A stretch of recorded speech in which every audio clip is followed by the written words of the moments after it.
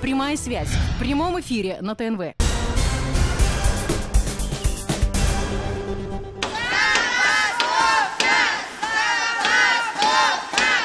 День Октябрьской революции в Татарстане мог пройти незаметно, если бы не этот скандал в Чистопольском районе республики. Забастовку 7 ноября объявили доярки из агрофирмы Джукитау. По их словам, вот уже несколько месяцев руководство предприятия кормит их только обещаниями. А ведь есть и кормить детей хочется по-настоящему, а зарплаты нет.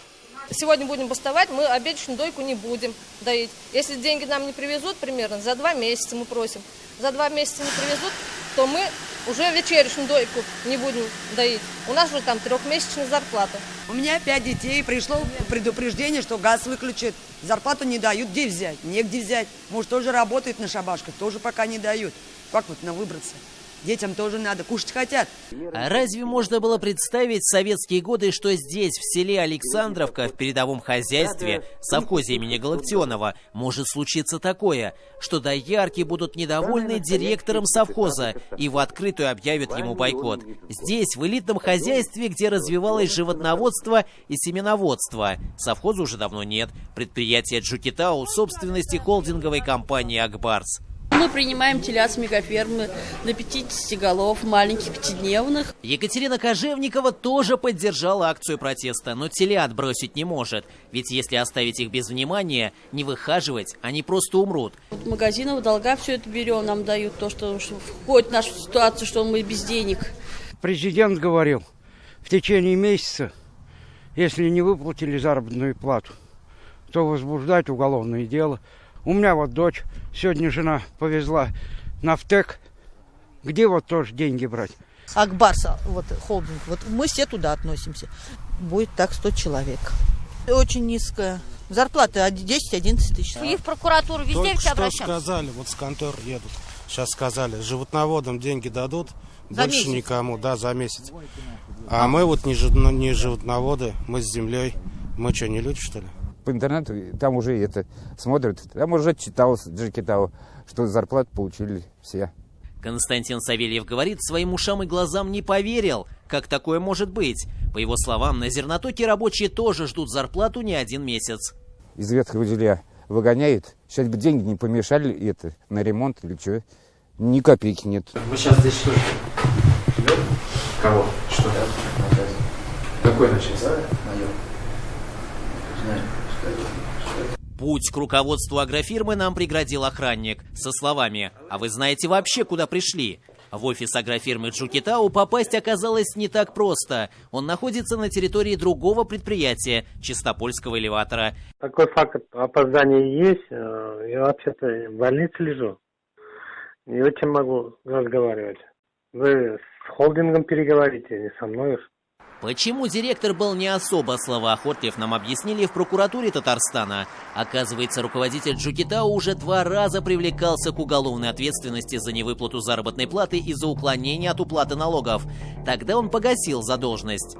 В настоящее время прокуратура готовит материалы для передачи в суд, чтобы дисквалифицировать руководителя. Это запрет на то, чтобы занимать определенную должность на срок до 3 лет.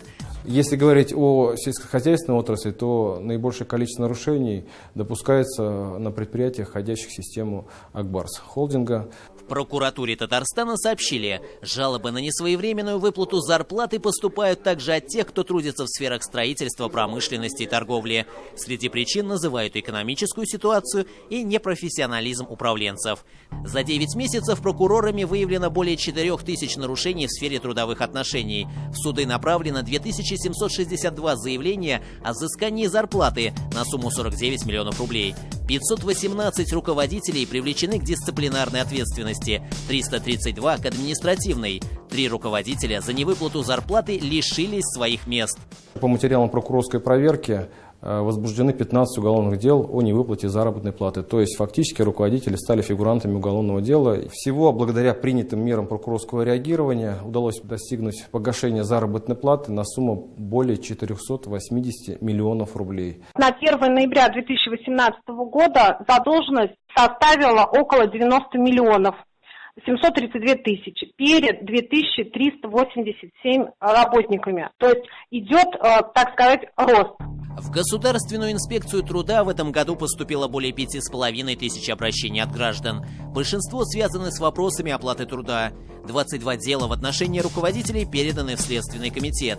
Большое количество обращений, это порядком более 100, уже поступило от организаций, которые занимались подрядными работами по строительству стадионов к чемпионату мира 2018 года. Это строительная компания «Татдорстрой» и организация «Гранд-проект». Вернемся вновь в Чистопольский район. После приезда на неделе программы «7 дней» ситуация с выплатой зарплаты разрешилась. За август выплатили. Это нам подтвердили и работники предприятия, и исполком. Гарантийные письма этим предприятиям нам тоже в исполком написано, что оплата будет в середине ноября на сентябрь и до конца ноября за октябрь. Держим на контроле, народ к работе приступил. Руководство поверил очередной раз. Вот такой ответ поступил на наш запрос из пресс-службы холдинговой компании «Акбарс». Цитата. «По состоянию на сегодняшний день погашена задолженность за август месяц.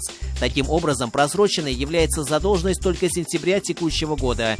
После завершения расчетов с механизаторами за летний период выручки от молочного производства будет достаточно для своевременной выплаты заработной платы, и ситуация к концу года выровняется». Конец цитаты.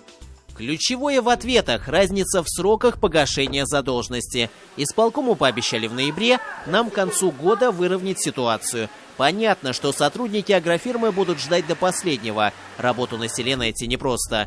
Вопрос, будут ли ждать коммунальные службы. И главное, сколько ждать. Сергей Земляков, Андрей Мохов. 7 дней. Черное озеро. По будням в 21:00.